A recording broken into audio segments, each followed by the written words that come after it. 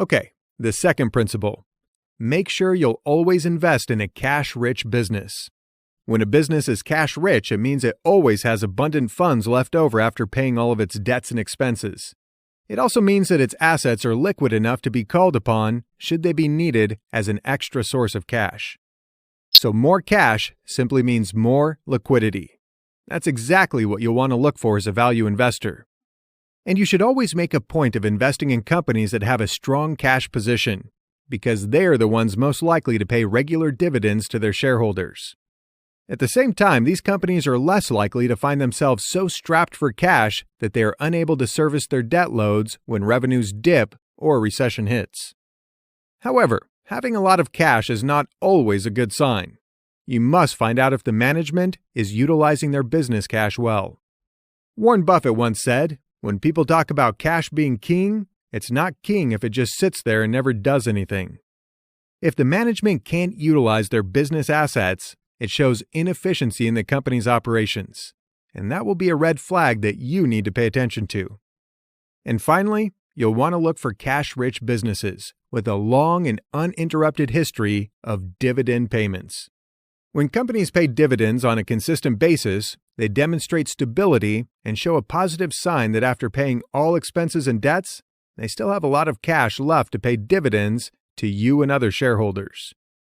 And that helps increase shareholders' value and in some way contributes to a growth in their stock's perceived value.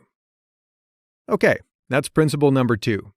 Make sure you'll always invest in a cash-rich business. See you in the next video. Okay, besides looking for cash-rich companies, make sure you'll only invest your money in companies with a low level of debt. You're unlikely to find any well-established business that doesn't carry some level of financial liability. In fact, a little debt can be a good thing when it helps to provide the funding for business growth and expansion, since this type of activity tends to raise the overall value of a company. But that doesn't make it acceptable to invest in a business that's carrying a large debt load, since it's very easy for a company to get into trouble once it overextends itself financially and is no longer able to service or repay its loans. That is to say, having too much debt can lead to many financial troubles. So, as a value investor, you should be careful when picking a company to invest in. When looking at a company's financial statement, you'll find that there are 2 types of debt: short-term debts and long-term debts. For evaluating a company's short-term debts, you can use liquidity ratios. And for evaluating the long-term debts, you can use solvency ratios. To find out if a company's debt level is high or low, you can compare its debt ratios with that of its rivals and the industry average. And finally, you should also evaluate the company's ability to repay its short-term and long-term debts. If it can generate enough cash flow to pay its bills on time, there may not be any problem.